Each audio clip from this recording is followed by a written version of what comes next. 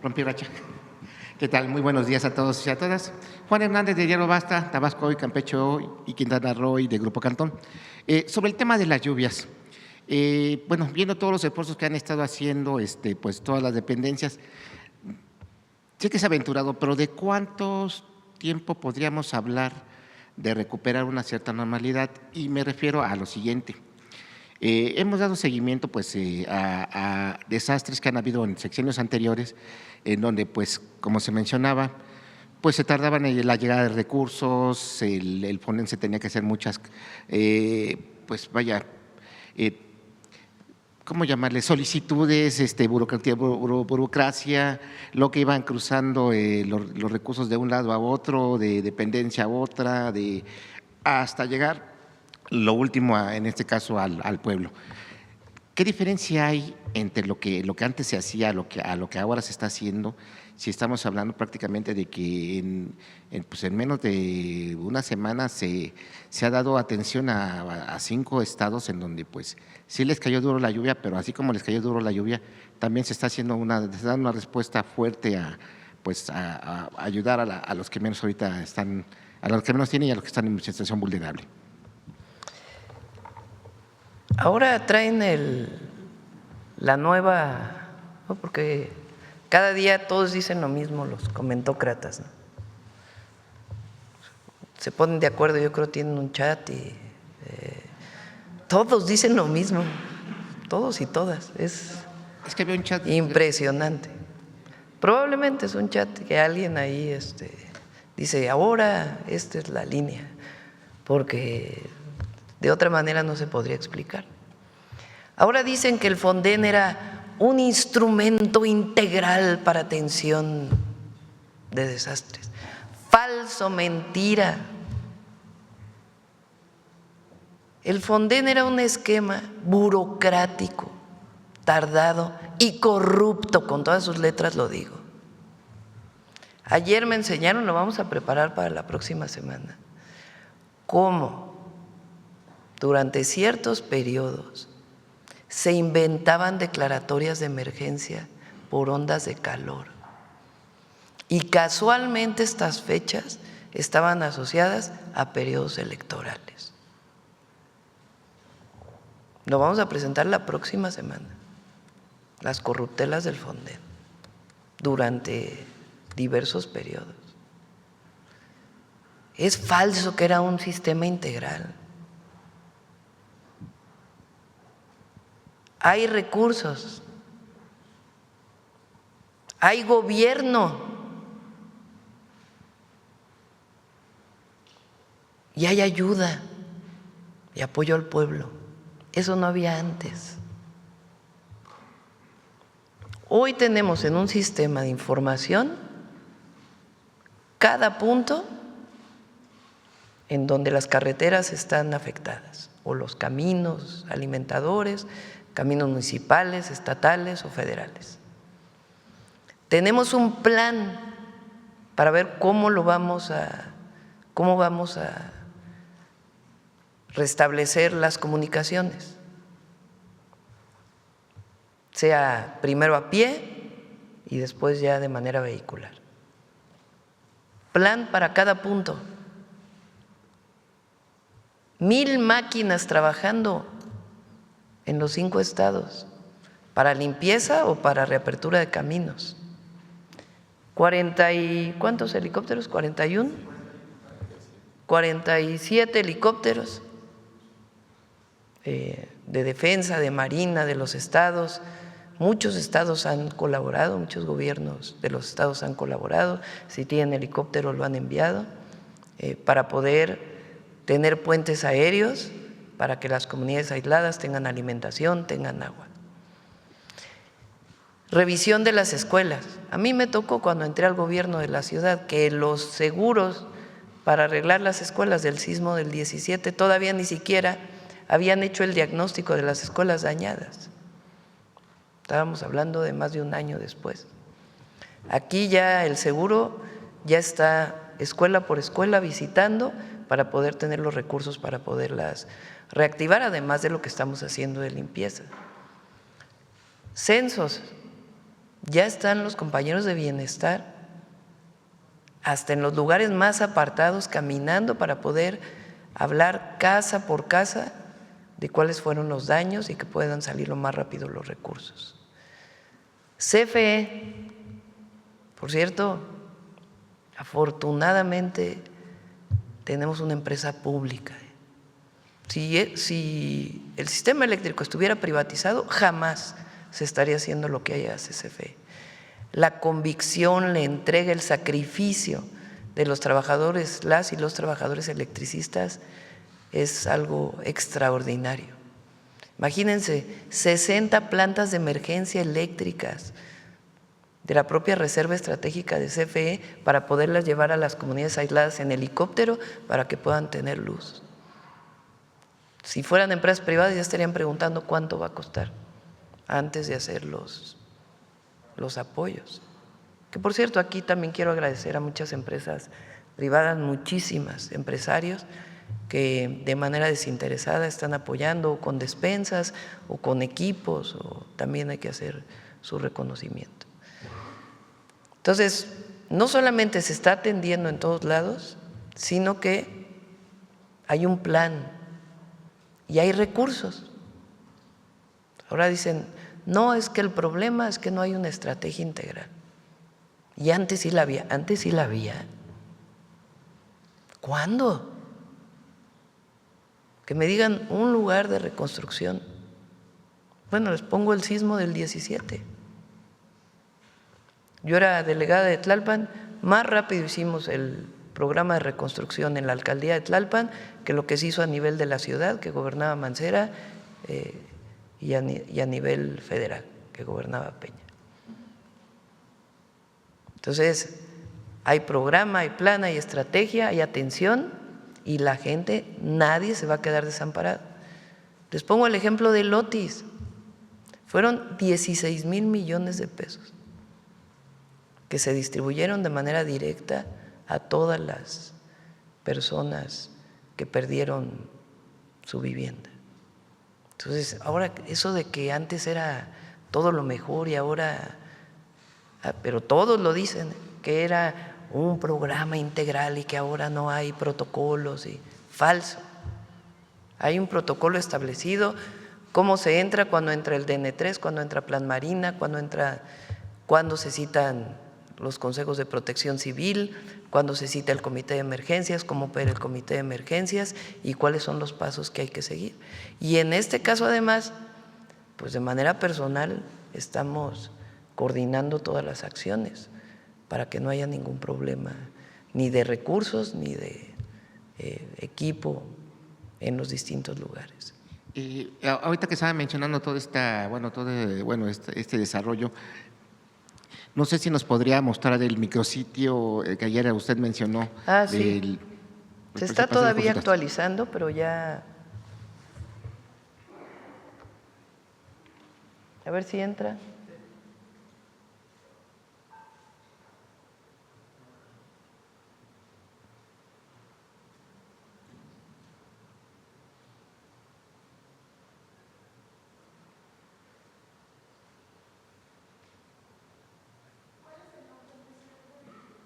¿Pueden poner otra vez el…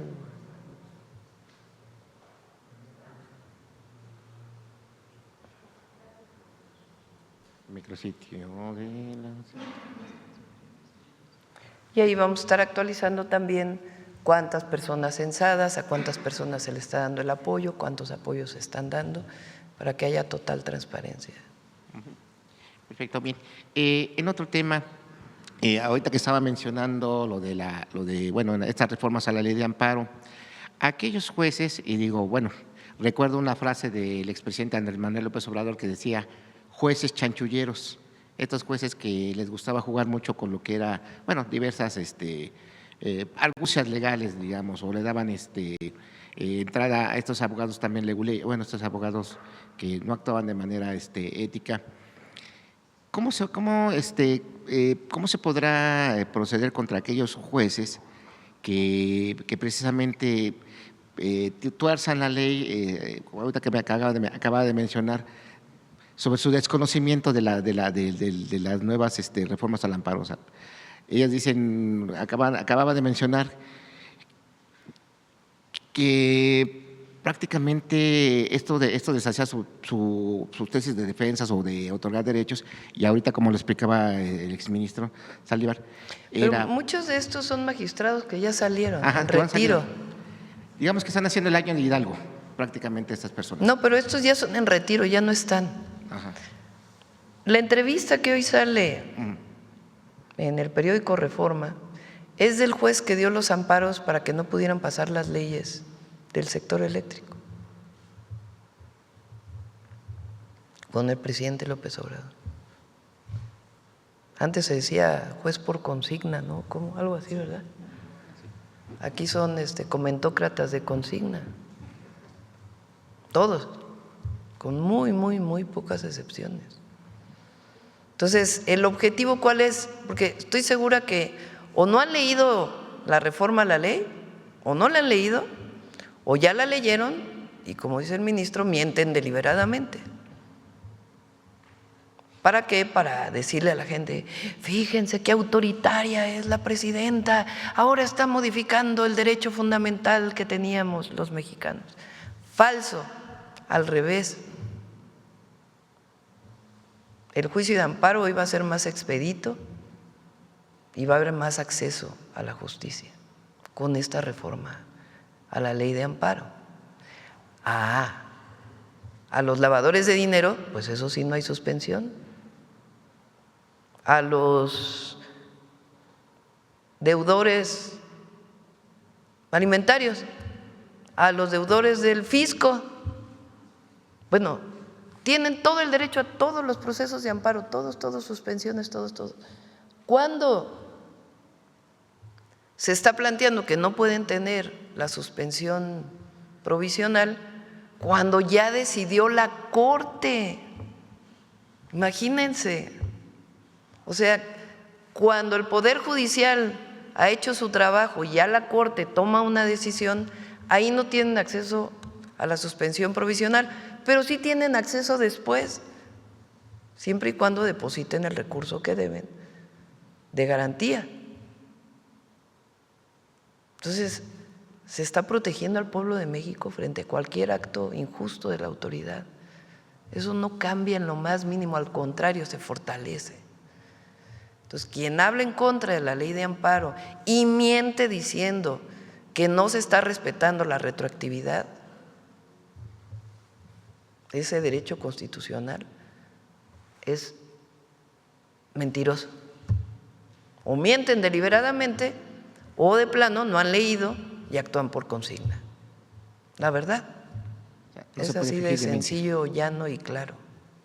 O sea que no se puede fingir demencia. No. Y dos últimas preguntas, también para no acaparar. Uno, desde hace buenos días se ha dado a conocer que el PRI y el PAN pues que prácticamente están rompiendo su alianza rumbo al 2027. Y bueno, llama la atención que el PAN ahora en su nueva digamos, refundación, pues va a someter a los candidatos a encuesta, va a realizar recorridos entre la gente, va a escuchar a la ciudadanía. Bueno, eso me suena algo como que parecido, ¿no? No sé, de elegir a candidatos por encuesta y es que se está escuchando a la gente. Pero más allá de todo eso, ¿cuál sería su opinión referente a esta ruptura de alianza, según para ya no estarse contaminando de la figura de Alito Moreno, sino ya ahora sí refundarse? El PRIAN, porque es el PRIAN, porque gobernaron 36 años igual,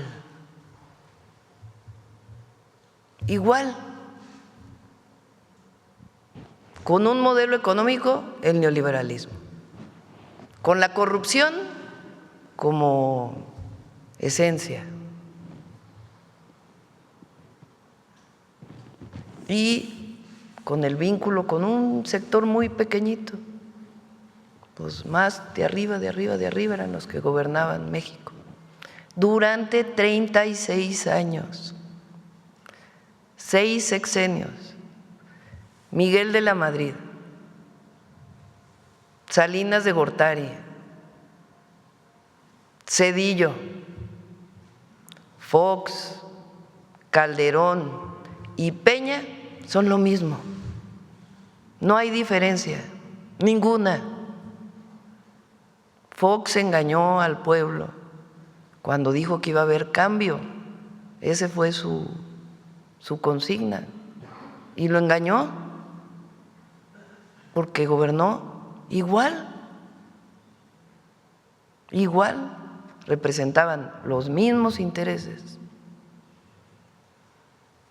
el mismo equipo incluso en muchas áreas, el mismo modelo económico y la corrupción.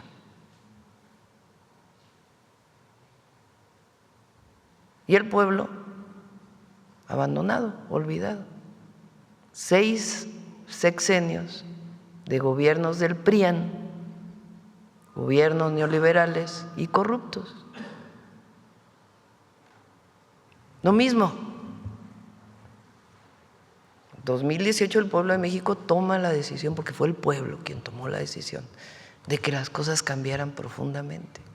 Y llegó la cuarta transformación. Y podrán decir lo que podrán decir, pero lo cierto es que 13.5 millones de mexicanos salieron de la pobreza, disminuyó la desigualdad y la gente que no tenía que comer hoy tiene recursos. Los programas de bienestar, 850,000 millones de pesos destinados de manera directa de apoyo al pueblo, sin intermediarios y sin el uso electoral que antes le daban a los apoyos que le daban al pueblo. Son derechos establecidos en la Constitución. A ningún adulto mayor se le pregunta por qué partido vas a votar para poder recibir su pensión. Es universal. A ningún joven de preparatoria se le pregunta por quién vas a votar para que yo te pueda dar este apoyo. A los damnificados, que antes llegaban las canastas con logotipos del candidato, del partido, de las despensas. Se les apoya a todos, consensos universales, sin escatimar a nadie ningún apoyo. Llegó la transformación en el 18 y el pueblo volvió a decidir por la transformación en el 2024. Y el apoyo popular que tiene el gobierno tiene que ver con que la gente sabe que hubo un cambio verdadero, de fondo, profundo, radical. Ahora, pues ya están diciendo, no, es que el PRI ya murió. Está en calidad de zombie. Y entonces, los mismos de siempre, pues ahora están buscando cuál es la alternativa al movimiento de transformación.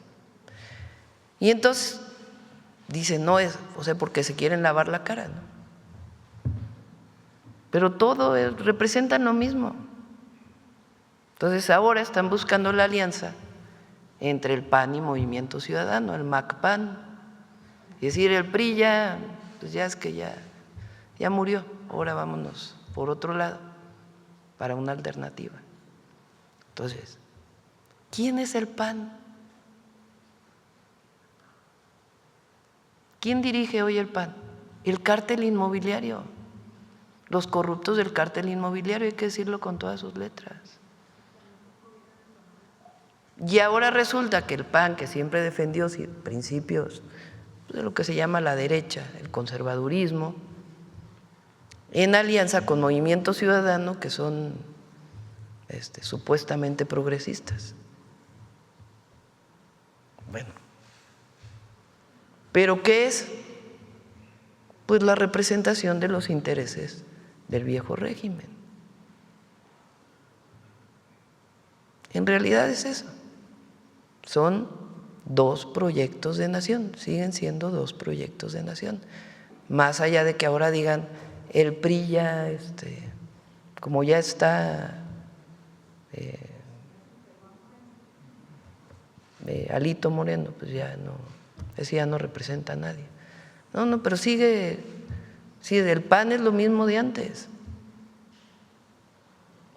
Ellos han dicho públicamente, su dirigente del PAN lo dijo, y es además los mismos que no están de acuerdo con los programas de bienestar, que ellos no están de acuerdo con que todos los adultos mayores tengan apoyo.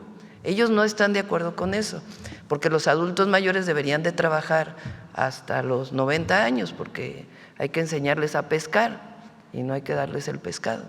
Ese es su discurso.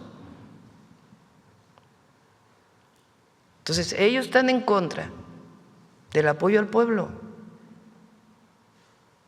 Esa ha sido siempre su doctrina, pero además gobernaron igual 36 años.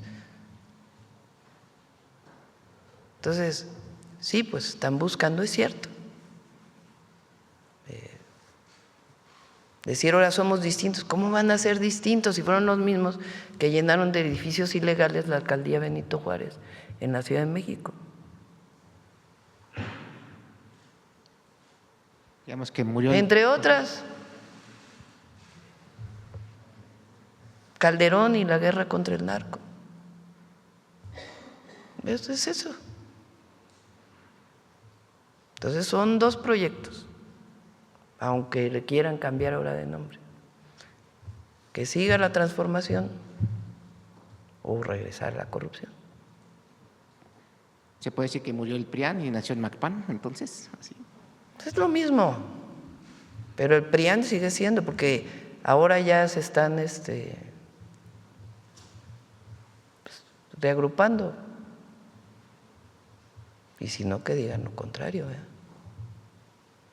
Y bueno, finalmente, no sé si nos podrán dar algún informe sobre el ataque que hubo ayer en Tijuana, a ver si tendrán algún reporte. Sí, le pedimos al Gabinete de Seguridad, lo informaron hoy en la mañana, y que puedan dar más información. ¿Algún avance, algo que…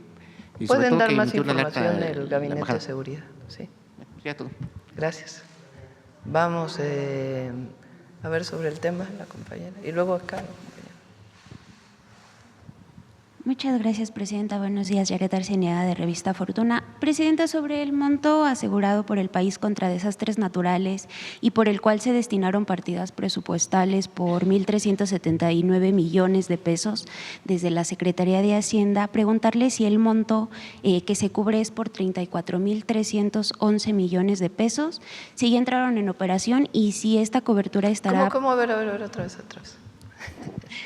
Sí, pues este seguro, pues sí, las partidas presupuestales por 1.379 millones de pesos se asignaron estas partidas presupuestales desde la Secretaría de Hacienda para el seguro de desastres naturales.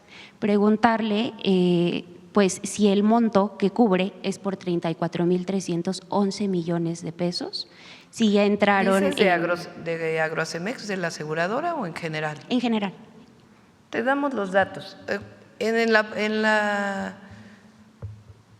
partida presupuestal relacionada con desastres naturales hay este año 19,000 millones de pesos. Si se requiriera más, de todas maneras no se van a destinar todos los recursos necesarios. Ahora, además está la aseguradora, carreteras, escuelas, edificios, las infraestructuras de CFE están aseguradas. Entonces entra también la aseguradora para poder pagar parte de esto. En esto de los 34,000 preguntamos a Hacienda para que nos dé más información. Este monto, esta cobertura, también preguntarle si estará apuntalada por los seguros que hubieran contratado los gobiernos estatales en donde se registran impactos. Gobiernos estatales también tienen seguros, por ejemplo, el seguro del gobierno de la ciudad incluso en algunos casos incluye apoyo a la ciudadanía. Aquí no, aquí los seguros se contratan para todo lo que es la infraestructura pública. Y el apoyo a la ciudadanía ya se da a través de la partida presupuestal de apoyo a la ciudadanía en caso de desastres naturales. Muchas gracias, presidenta. En otro tema, respecto a las reformas a la ley de amparo, Fitch Rating advirtió que estas modificaciones aumentan el riesgo regulatorio y pues limitarán suspensiones y afectarán a la inversión. Sin embargo, esta calificadora pues no considera en sus evaluaciones la propia minusvalía que provocan las propias empresas o al propio Estado mexicano cuando incumplen sus obligaciones financieras. Presidenta, ¿cómo respondería su gobierno a una agencia que, siendo experta en riesgo crediticio, pretende ahora calificar reformas de naturaleza constitucional? Están equivocados. Habría que explicarles. Vamos a pedir ahí al secretario de Hacienda que invite un día al ministro cuando se reúna con las calificadoras para que se pueda explicar con todo detalle pues que no hay ningún problema para la inversión. Y a todos los inversionistas privados, esta reforma no va en contra de ninguna manera de la inversión. Al contrario, hace mucho más eficiente la aplicación de la justicia. Muchas gracias, presidenta. Presidenta, también tocando el tema del que usted estaba hablando hace un momento, queríamos exponerle que en la portada de Revista Fortuna publicamos una entrevista con el empresario regiomontano Javier Garza Calderón, en la que revela cómo durante el gobierno de Carlos Salinas de Gortari, el exsecretario de Hacienda Pedro Aspe pedía a los empresarios que mantuvieran sueldos congelados para seguir atrayendo inversión. También nos dio a conocer cómo desde ese gobierno se impulsó la participación de sectores como el de bebidas azucaradas a través de de la inversión de Grupo Visa, y a pesar de que muchos de sus accionistas estuvieron en contra, lo que generó 30 años de crecimiento exponencial en el consumo de refrescos que ahora dañan la salud de los mexicanos. Presidenta, en la entrevista también el empresario que fue testigo del impacto del neoliberalismo económico nos muestra cómo el gobierno puede impulsar modelos de inversión. Hoy quisiéramos preguntarle si la inversión, si esta manera de intervención desde el Estado no era más perniciosa y opaca para el desarrollo económico del país frente a las reformas estructurales que hoy promueven para impulsar la inversión de manera transparente y el mercado interno, presidenta. Esta intervención del Estado también promovió la desindustrialización, porque gran parte de los insumos para producir refrescos comenzaron a adquirirse de proveedores de otros países. Sí, está interesante lo que platicas. Vamos a leer el artículo. Aprovecho para comentarles que hoy en la mañana va a haber una conferencia de prensa allá en la Cámara de Diputados con el secretario de Salud, los diputados o algunos diputados y representación de Hacienda. Los refresqueros hicieron un planteamiento para avanzar en la reducción de azúcar en las bebidas en el corto plazo. Entonces, van a hacer algunos planteamientos de un acuerdo que es para beneficio de la salud de los mexicanos. No quiero adelantarlo porque apenas ayer en la noche se llegó a un acuerdo y es importante porque finalmente lo que nos interesa es la salud.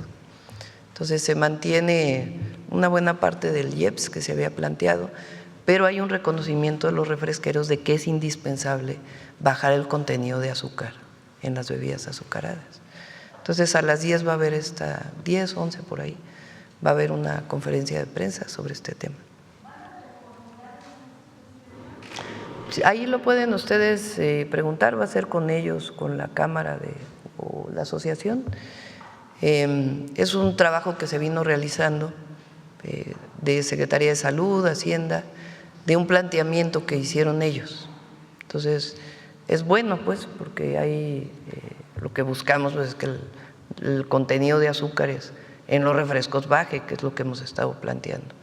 Entonces, va a haber esta información en un ratito. Y que sepan los empresarios, lo dije hace unos días que estuvieron aquí los del Foro Económico de Davos en la ciudad, que nos visitaron. México está abierto a la inversión y todas estas modificaciones que se han hecho no impiden de ninguna manera, eso no limita la inversión privada. Eso sí, lo que buscamos es que haya bienestar para el pueblo, cosa que antes no se buscaba. Fueron 36 años de entreguismo y de mucho dolor del pueblo de México. 36 años sin aumentar el salario mínimo. Y además con el cuento de que iba a provocar inflación. Y que querían mantener la inversión, presidenta. Sí.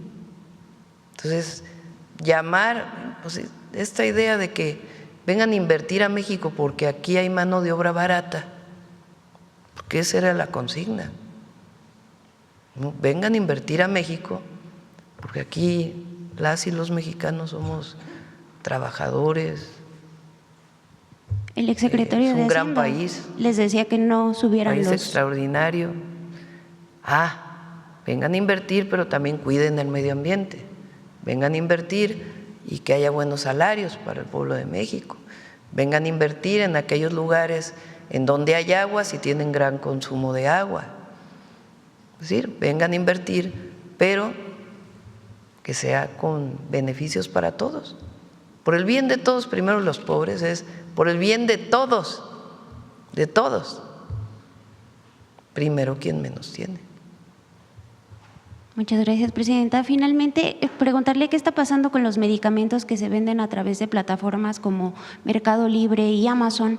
Al parecer estamos frente a un problema de control sanitario porque, de acuerdo con expertos en transporte de medicamentos, se estaría perdiendo la trazabilidad de estos medicamentos sin cumplir las normas que deben cumplir todos los que venden los medicamentos. Presidenta, preguntarle, ¿existe algún proyecto desde el sector salud para que estas plataformas de venta en línea se hagan responsables de la calidad de los medicamentos que venden y pues que se entregan a los pacientes? El transporte desde pues los laboratorios hasta los centros de salud ha sido uno de los mayores desafíos pues para el gobierno federal desde pues hace ya varios años.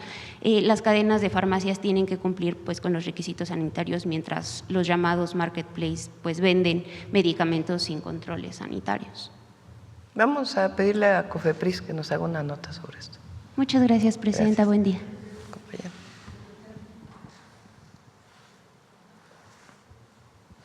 Gracias. Buenos días, presidenta, servidores públicos, servidora pública. Buenos días a todas y todos. Sósimo Camacho, de Luces del Siglo y del noticiero Luces Mañaneras.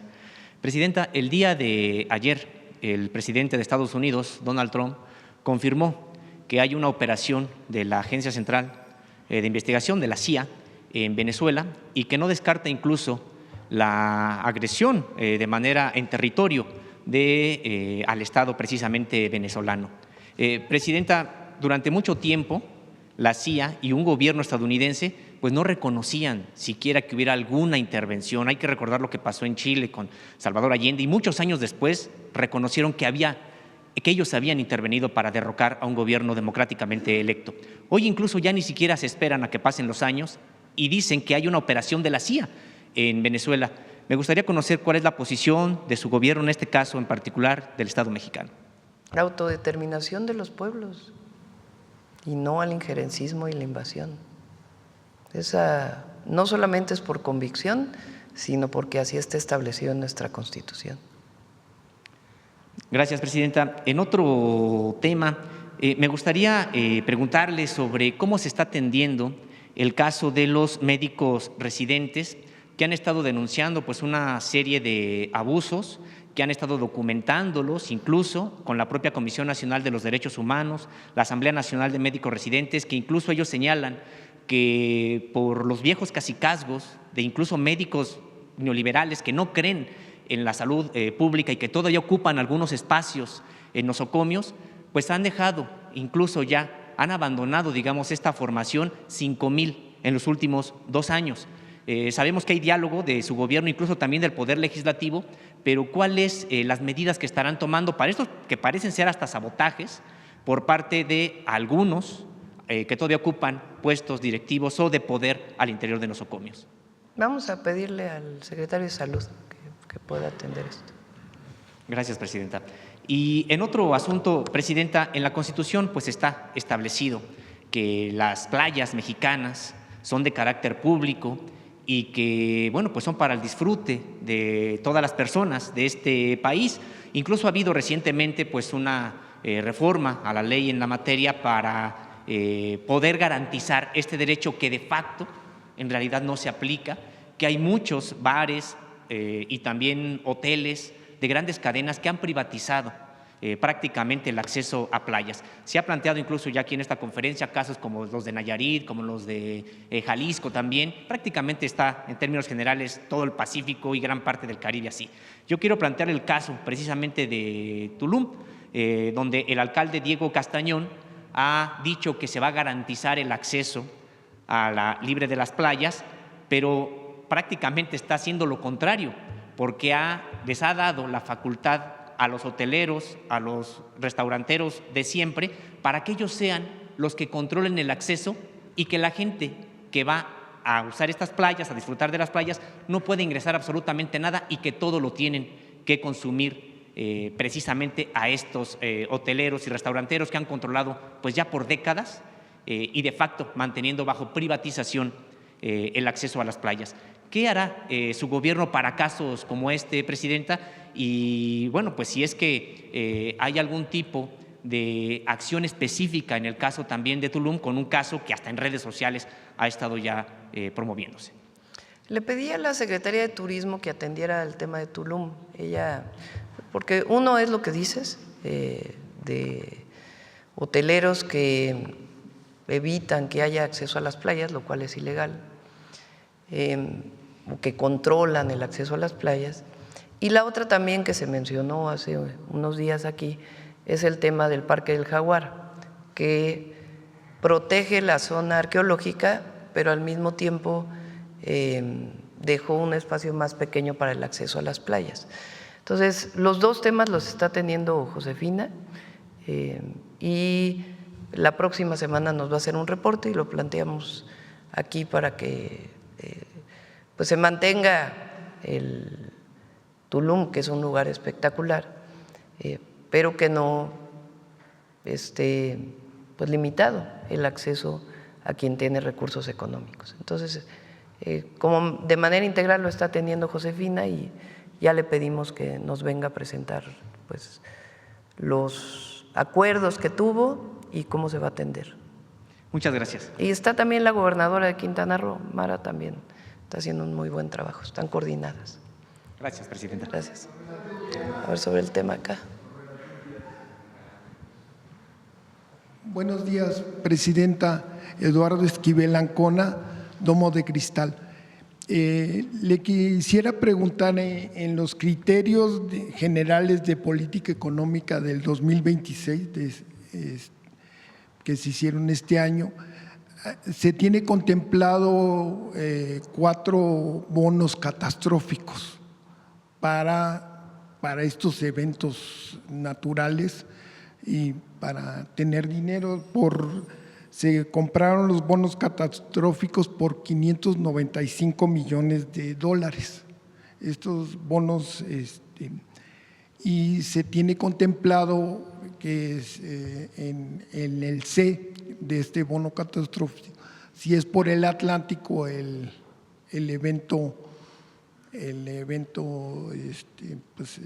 los daños naturales, pagar $125 millones para reconstrucción y de todo esto, pero no sé si se cumpla con los criterios paramétricos que tienen estos bonos catastróficos, que funcionan diferente a lo que es los seguros, ¿no? Sí, si gustan, la semana que entra que venga el secretario de Hacienda para poder explicar tanto lo que decía la compañera, como lo que planteas, cómo funcionan los bonos catastróficos. Él está ahora en Washington, está en las reuniones estas que hay no sé si es Washington o Nueva York, creo que sí es Washington, ¿verdad?, del Fondo Monetario, y va a aprovechar para tener una reunión con el secretario del Tesoro de Estados Unidos. Entonces, que vengan la próxima semana, Secretaría de Hacienda, y que pueda platicar cómo funciona la partida presupuestal, cómo funcionan los bonos y cómo funciona la aseguradora. Sí, porque lo que dijo la compañera es un seguro diferente es para catastrófico también, este seguro que el que comentó la compañera. Sí, que le invitamos a Hacienda para que pueda dar todos los detalles. En otra pregunta, el día de ayer se aprobó, o no sé si, la ley de ingresos. Y en la ley de ingresos hay un aumento al IEPS sobre las apuestas. Y yo quisiera preguntarle, este excedente del impuesto a las apuestas se va a utilizar para prevenir y la adicción a la ludopatía, porque todavía no es un caso grave aquí en México, ¿no? Pero se empieza, y si uno ve un programa ve el fútbol americano, todo el tiempo están bombardeando que apuestas y apuestas y vamos a apostar, y son en línea, son hasta empresas extranjeras las que tienen estas empresas, apuestas, sí, los casinos en línea. Entonces, y hay menores de edad viendo y creen que es muy fácil ganar mucho dinero, ¿no?, apostando y teniendo suerte, y tiene que ver con esta adicción a la ludopatía, que se puede convertir en un caso grave. ¿Tienen contemplado ver este fenómeno de la ludopatía para la prevención y el tratamiento ya cuando es adicto a alguien? Vamos a pedirle a Rosa Isela que venga también un día, porque incluso estamos planteando la modificación a la ley de los casinos y todo esto que planteas, porque ha crecido mucho más las apuestas digitales, no porque se prohíban, pero sí que se regulen adecuadamente. ¿Van a entrar menores de edad? Sí, entonces Rosa Isela lo ha trabajado bastante y lo podemos traer en la mañanera. Y qué bueno que ya no se pueden amparar. Pues sí. Esa es una buena medida. Noticia. Y ya por último… Sí se pueden amparar, lo que no puede haber es una suspensión inmediata. Todos se pueden amparar. Y ya por último quisiera preguntarle sobre… No sé, hoy que van a estar los diputados,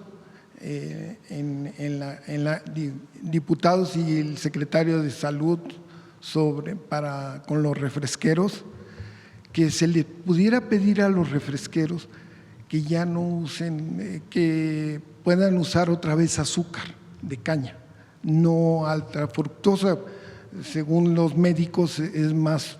Sí, todo eso es parte de porque es un primer acuerdo y se va a seguir trabajando.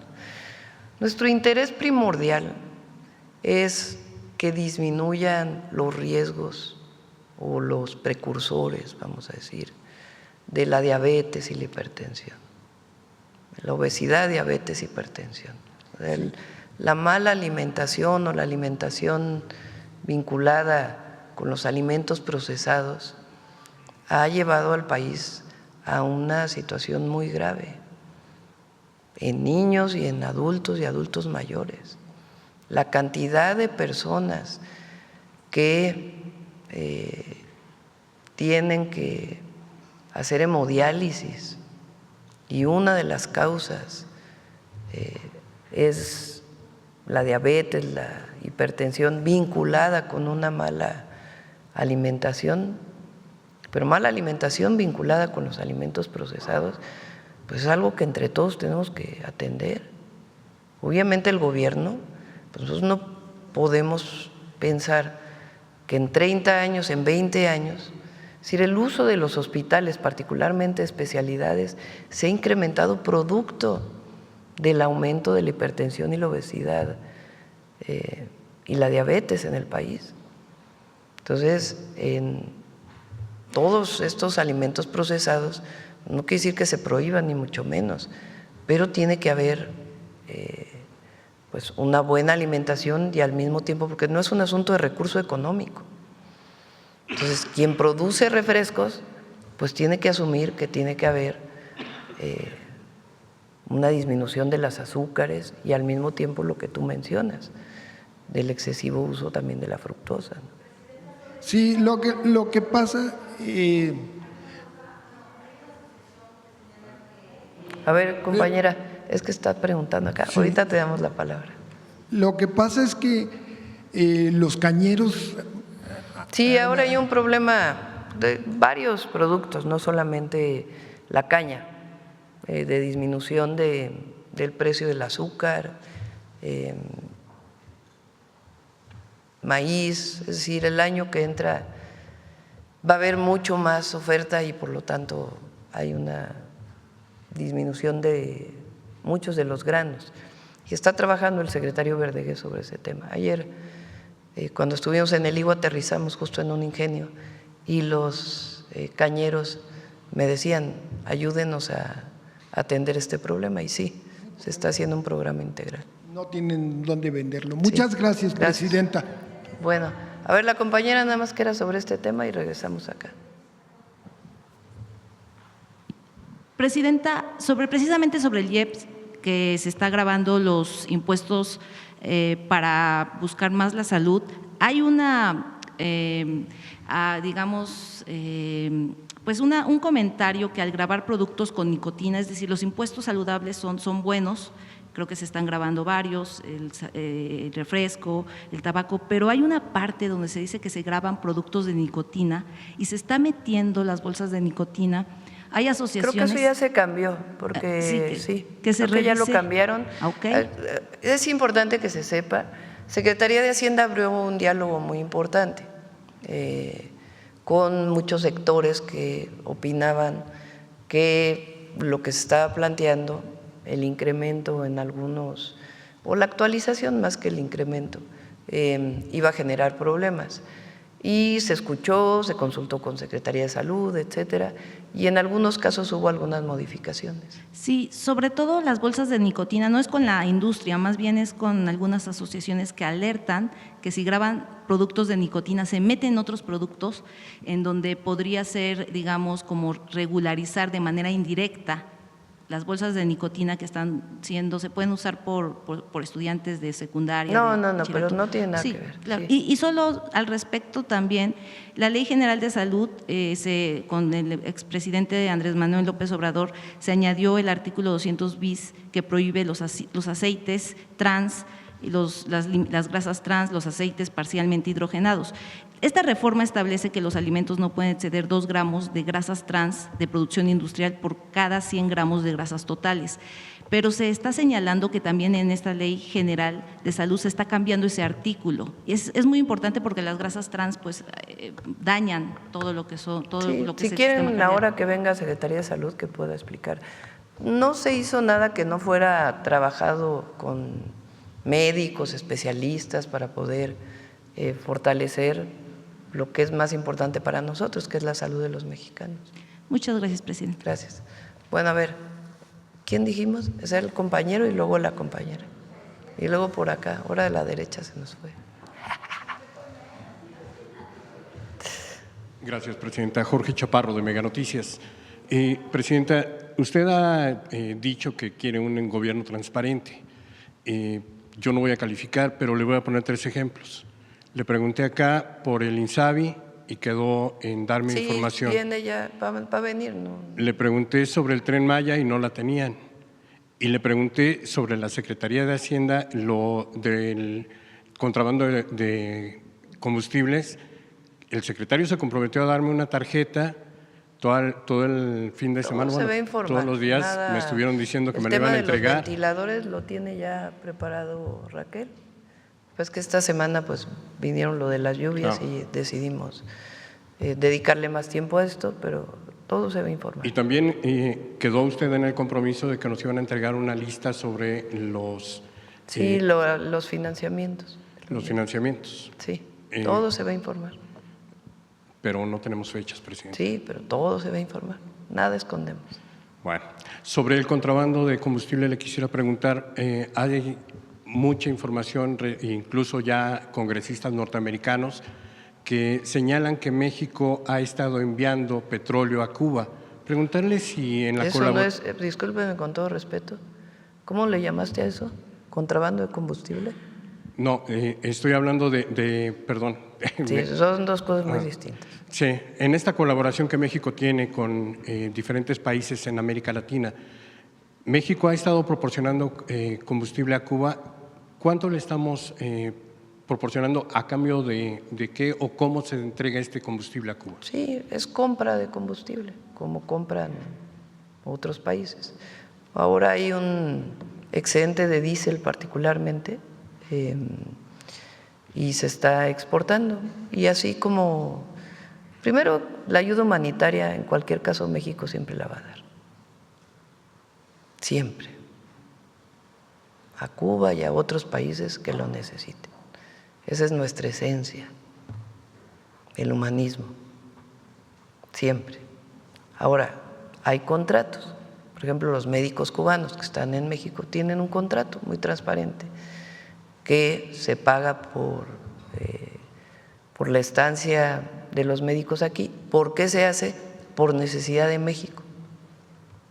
Porque durante años se cerró la puerta a la formación de especialistas y generosamente vienen a apoyar a las comunidades más alejadas, por cierto. Entonces, son contratos que se hacen y se dan, y además hay ayudas humanitarias. Se lo pregunto porque hay un congresista norteamericano de Miami que advierte que esto podría afectar la negociación del TEMEC. No, no va a afectar nada. Estados Unidos sabe que México es un país independiente, libre y soberano, y que las decisiones que tomemos pues son decisiones soberanas. Y la relación con Estados Unidos está muy bien, muy bien. Ayer me reportó Juan Ramón de la Fuente de su reunión con el secretario del Departamento de Estado. Fue una reunión muy amable, muy cordial. Ya puede venir él también a informar.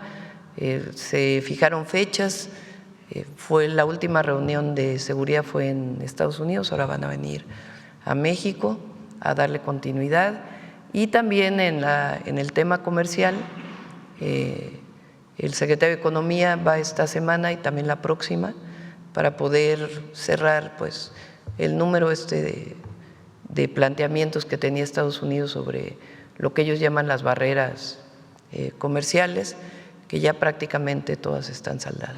Entonces no hay ningún problema.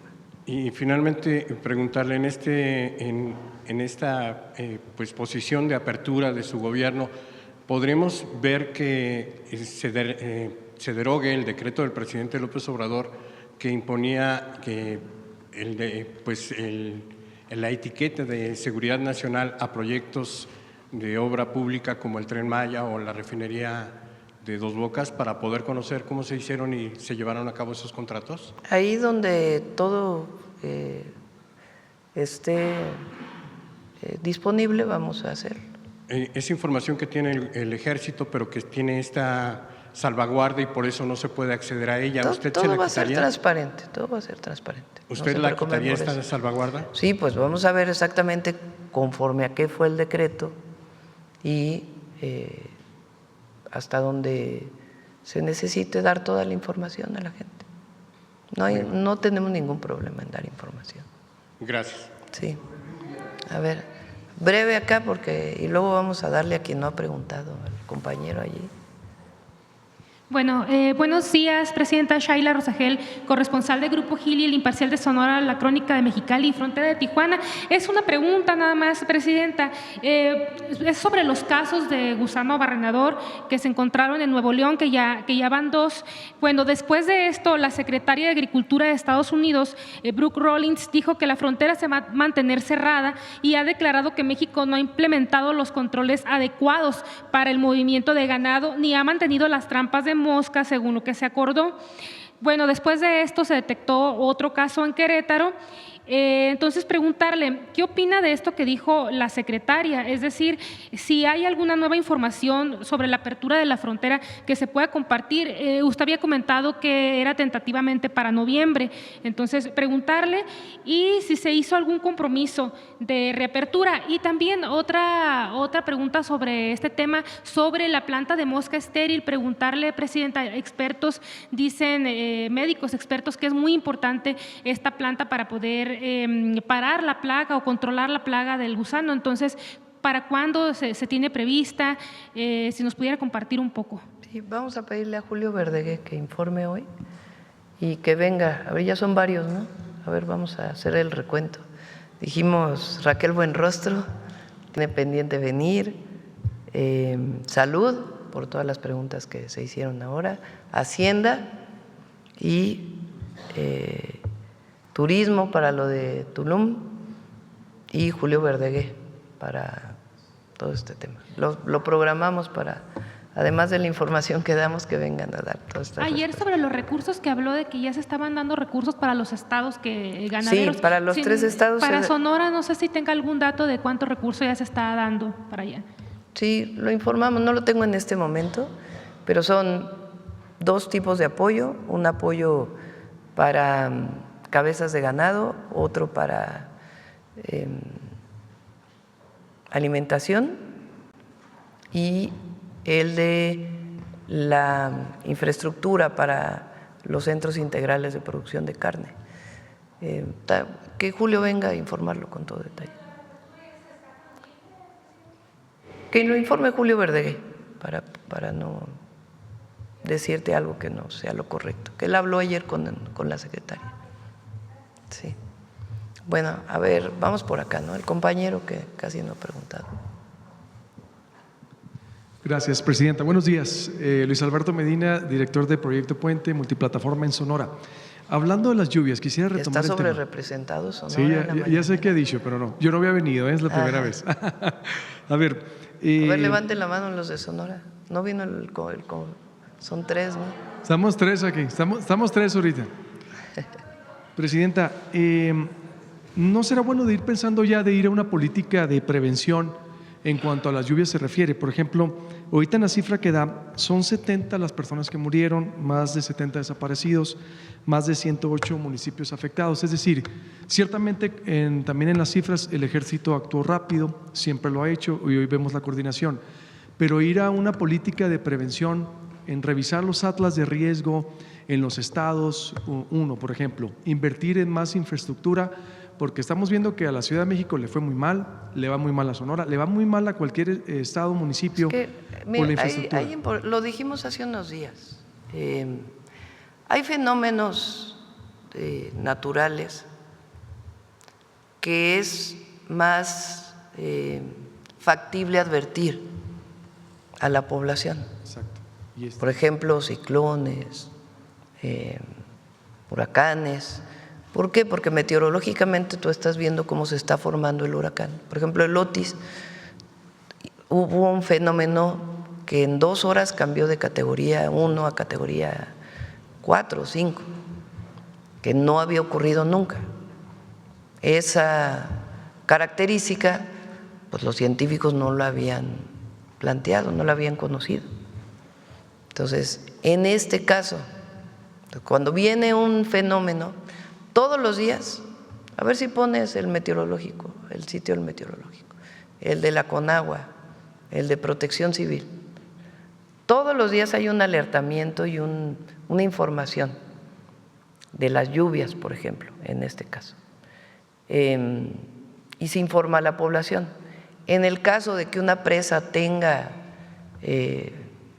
sobrepaso de su capacidad y se requiera un desfogue, con horas de anticipación se avisa al presidente municipal, al área de protección civil, al gobierno del estado para decir se va a tener que desfogar la presa, por favor avisen a toda la población para que pueda ser retirada con horas de anticipación. Entonces, no, pero la red social se está informando permanentemente. Conforme va avanzando la ciencia y la información, pues van avanzando los sistemas de alertamiento. Un ejemplo de ello, por ejemplo, es que ahora el alertamiento de sismo, cuando es posible hacerlo, que la distancia del sismo frente a los lugares de las alarmas es suficiente, ya no solo se hace por el voceo que hay en los puestos que tiene, por ejemplo, la ciudad en el C5 u otras ciudades, sino ya todos los teléfonos ya lo tienen. Ahora estamos buscando que haya este tipo de alertamientos. Ahora, estas lluvias que no había habido, no se tiene registro del daño y la cantidad de lluvia que cayó en tan poco tiempo, es muy difícil de pronosticar. Muy difícil. De tal manera, se puede saber, va a haber lluvias de tanto a tanto milímetros y se avisa, se informa, pero si sobrepasó por el fenómeno natural esa condición, pues es muy difícil que pueda haber el alertamiento. Ahora, carreteras, por ejemplo, en la Huasteca, nunca había ocurrido una situación como la que estamos viviendo ahora de tanto deslave en esas carreteras. ¿Qué estamos planteando? Por ejemplo, la carretera Huejutla-Tamazunchale. Eso nos va a ayudar a que haya mucho más comunicación de la Huasteca hidalguense hasta San Luis Potosí. Entonces, por supuesto que estos fenómenos nos informan y nos dan herramientas para fortalecer todo el sistema de prevención. Pero también es importante que se sepa que la ciencia llega en este momento hasta un límite en el pronóstico del clima y de los fenómenos meteorológicos y sus impactos. Exactamente, precisamente porque las Mira, lluvias por son ejemplo, con agua, clima. Muy buenos días, te informamos en nuestro video pronóstico las condiciones meteorológicas que el Sistema Meteorológico Nacional pronostica para este día en México. Ese es de hace 2 horas. Y ahí viene, ¿dónde va a haber lluvias? ¿De qué tamaño? De 50 a 75 milímetros, de 25 a 50 milímetros, de 15 a 25 milímetros. Y son probabilidades. Pues no puedes tener la certeza de que en efecto va a caer esa cantidad de lluvia en esos estados, pero es un sistema de alertamiento del Meteorológico Nacional que informa permanentemente. Cuando esto puede llegar a una situación mayor, pues hay un alertamiento mucho mayor. Pero los municipios, los estados están vinculados con todos estos sistemas para poder tener información. No, sin duda, pero como dice exactamente, las lluvias cada vez son más agresivas, son impredecibles, la ciencia se rebasa por la recurrencia y daña toda la infraestructura de pues la mayoría de los municipios. Lo vemos en los baches, lo veo en la debilidad de las carreteras. No hace falta revisar, para cerrar el tema, el Atlas o invertir más en infraestructura que sea más resistente. Las dos cosas, las dos cosas. Ahora lo dijo Jesús, hay un sistema en ingeniería que se llama periodos de retorno, que se usa para edificios, se usa para puentes, se usa para distinta infraestructura. Ahora los puentes se van a construir con periodos de retorno de 1000 años, normalmente se construyen para 100 años o en algunos casos para menos años. ¿Qué quiere decir? ¿Cuándo se estima la probabilidad de que vuelva a haber una lluvia como la que tuvimos ayer? Entonces, todo esto informa. Todas las normas de construcción que hay en la Ciudad de México, por ejemplo, en la zona metropolitana, pues tienen que ver con adecuaciones que se hacen a las normas de construcción, a partir de determinados sismos. El sismo del 17 fue completamente distinto a los sismos que había vivido la ciudad en años anteriores. El epicentro fue en otro lado, cómo se distribuyeron las ondas también. Entonces, a partir de ahí se hicieron nuevas normas y eso es lo que se tiene que hacer a partir de estos fenómenos e invertir y fortalecer los atlas de riesgo, en efecto. Si eso garantiza 100% que ya no va a haber afectaciones, lamentablemente no, ayuda a disminuir las probabilidades de afectaciones. De acuerdo. Así funciona, así es como la ciencia se va desarrollando a partir de esta situación. Entonces, de esto, pues evidentemente se va a hacer una revisión en Protección Civil de todo lo adicional, pero ya Infraestructura, Comunicaciones y Transporte ya está tomando medidas para la construcción de nuevos puentes. Los nuevos puentes de Guerrero ya se están construyendo con otra perspectiva de cómo se construyeron en el pasado. Hablando de agua, Presidenta, en la Ley de Aguas Nacionales que presentó, interesante, usted lo dijo en campaña incluso que iba a reordenarse o la propuesta era poner un orden en la distribución del agua, se prohíbe ya que los privados vendan concesiones o los derechos de uso.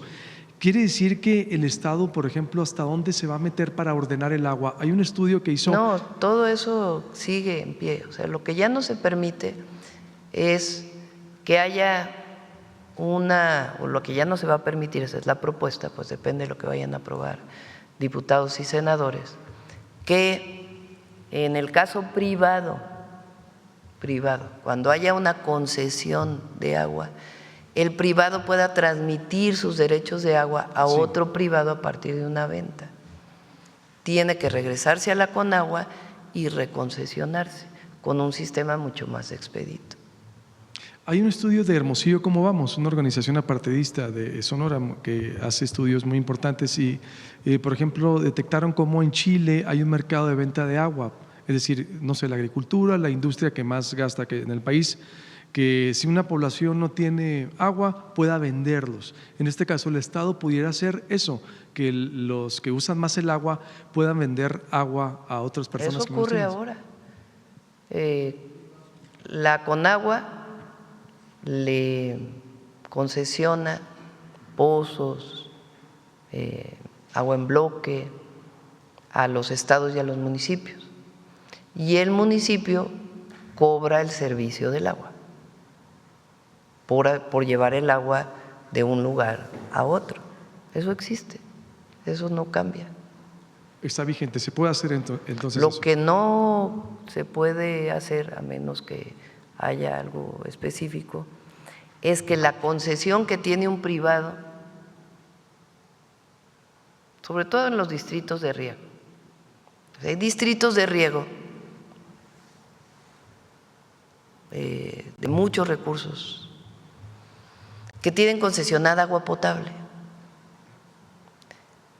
Cuando es un distrito de riego, no paga el agua, no paga los derechos de agua, porque se considera que es algo prioritario la producción de alimentos.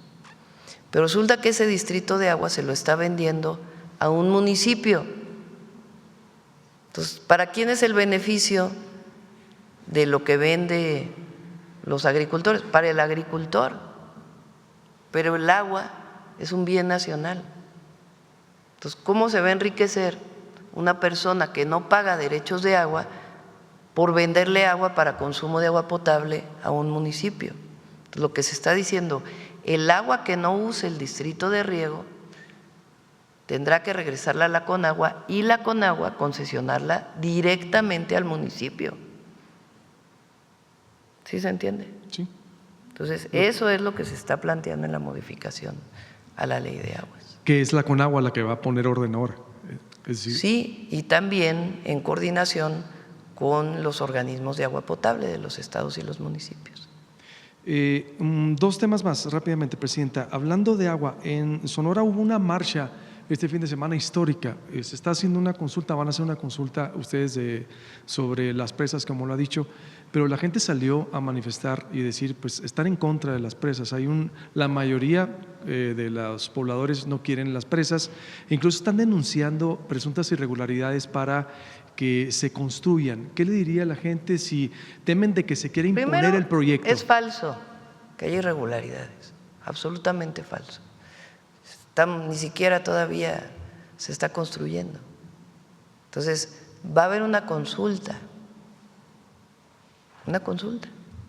¿No se va a imponer la consulta? Es decir, Va a haber una consulta. Sí, Y pero en la no se van a imponer consulta se va a resultados. definir si se hace esas presas o bajo qué condiciones se hacen las presas. Hay un problema grave de falta de agua en Hermosillo. Así es. No hay muchas opciones para poder abastecer de agua a la ciudad de Hermosillo, que ha ido creciendo, por cierto. Entonces, ¿cómo resuelves el problema de acceso al agua potable? No hay muchas opciones en un estado que pues, no tiene muchos recursos de agua. Entonces, una opción son estas presas que se están diseñando de una manera que sus afectaciones sean menores. Y la idea es ponerlo a consulta, porque nosotros no hacemos nada que si la gente no está de acuerdo, sobre todo la gente que está en el lugar de las presas. ¿Garantizan que la consulta será limpia? Pues, ¿por qué va a ser sucia? Ellos están Nosotros diciendo no. que están entregando precisamente apoyos de lo que hablaba ahorita a cambio de votos. ¿Quién allá. está haciendo eso, por Dios? Los pobladores están denunciando que el gobierno… Es falso, absolutamente falso. Si todavía no está planteada ni siquiera cómo va a ser la consulta.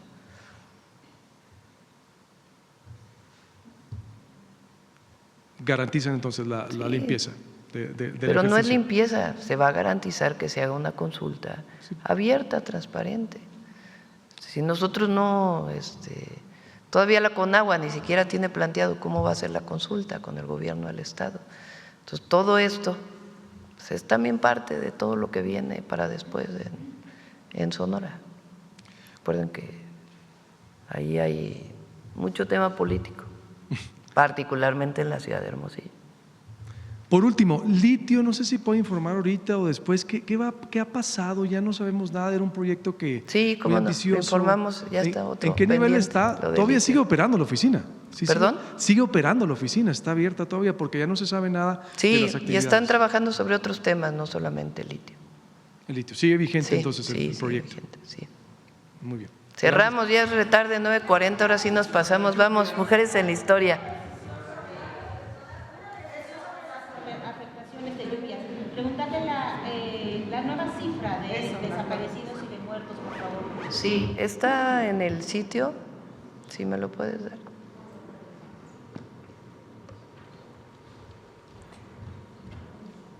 Son 70 personas que lamentablemente fallecieron, 30 en Veracruz, 21 en Hidalgo, 18 en Puebla y una persona en Querétaro, y son 72 personas no localizadas. Es importante que sepan que se han localizado varias personas, pero al mismo tiempo también han reportado algunas otras personas que lamentablemente las familias no los encuentran. Entonces, esta es la… Y en el micrositio que mostramos se va a estar actualizando permanentemente la información. Y por parte de Secretaría de Gobernación está la Comisión de Víctimas y de Búsqueda también apoyando a la gente. ¿Ya? Vamos. Buenos días a todas y a todos. El día de mañana, 17 de octubre, se cumplen 72 años de la reforma al artículo 34, donde se reconoce el derecho de las mujeres mexicanas a votar y ser votadas. A lo largo de las cápsulas hemos conocido sufragistas como Elvia Carrillo Puerto, Hermila Galindo, Esther Chapa, pero la conquista de este derecho para las mexicanas también tuvo un trabajo colectivo, como lo veremos a través del Frente Único Pro Derecho de las Mujeres. Veamos su historia. El 28 de agosto de 1935, durante una asamblea celebrada en el Teatro Hidalgo de la Ciudad de México, surgió el Frente Único Pro Derechos de la Mujer. en el que mujeres de distintas clases sociales y regiones del país, con posturas políticas y religiosas muy variadas, se unieron en torno a 22 objetivos comunes establecidos en un programa mínimo de acción. Católicas, feministas, comunistas, callistas, del Partido Nacional Revolucionario y otros grupos de mujeres integraron esta organización, plural y masiva, bajo el lema "Por la liberación de la mujer", y con la demanda del voto femenino como uno de sus ejes principales.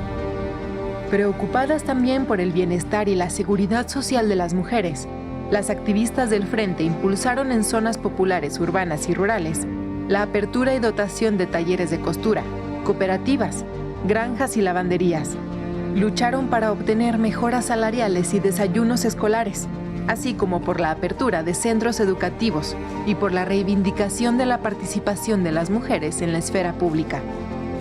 El presidente Lázaro Cárdenas se mostró favorable a las demandas de las mujeres, por lo que en enero de 1936 se creó el Consejo Nacional del Sufragio Femenino y en marzo se llevó a cabo la primera Conferencia Nacional de Mujeres, con el fin de impulsar una campaña nacional para lograr el objetivo, que se reformara el artículo 34 constitucional para que las mujeres fueran reconocidas como sujetos plenos de derechos, incluidos los derechos políticos.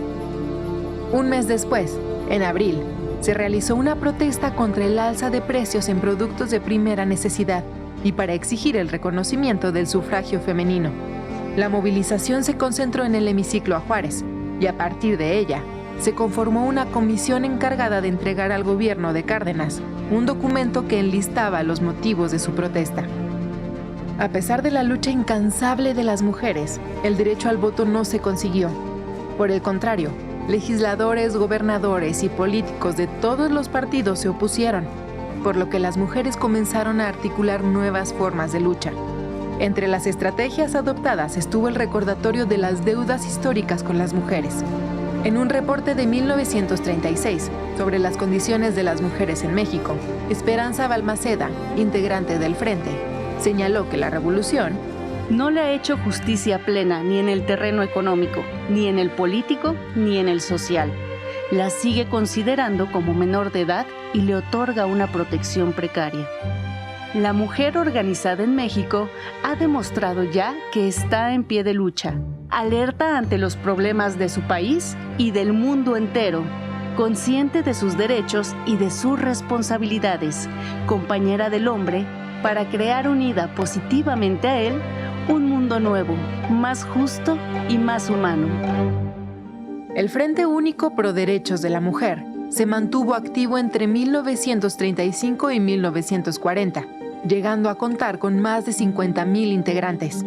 Aunque enfrentó el desgaste político derivado de la negativa a reconocer el voto femenino, su impacto colectivo trascendió en las décadas siguientes.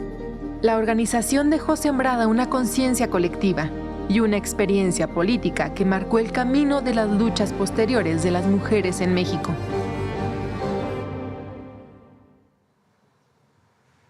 Solemos pensar que la primera mitad del siglo XX tuvo como lucha solamente el movimiento sufragista, pero no fue así. Si bien el voto fue la búsqueda primordial de aquel movimiento, las mujeres también eran conscientes de que esto no solucionaría todas las desigualdades de género de la época. Al contrario, el movimiento feminista y del Frente se preocupó por cuestiones más amplias respecto a las condiciones de vida de las mujeres y de las clases populares. Por ejemplo, en el programa se posicionó en los siguientes aspectos. El Frente: contra la carestía de los artículos de primera necesidad, a igual trabajo, igual salario, contra los descuentos a los sueldos o salarios de la mujer, por el cumplimiento de la ley del trabajo en todo lo que la beneficie y la modificación a fin de hacer compatible su trabajo con la maternidad, por la incorporación de la mujer indígena al movimiento social y político del país, por tierra sin limitación para las mujeres del campo, por una amplia cultura para la mujer, por el amplio derecho del voto para la mujer y por el derecho a ocupar puestos en elección popular. Fueron algunos de sus primeros postulados. Como podrán ver, muchas de estas demandas, afortunadamente, las vemos materializadas las mujeres en la actualidad. Muchas gracias. Gracias, buen día.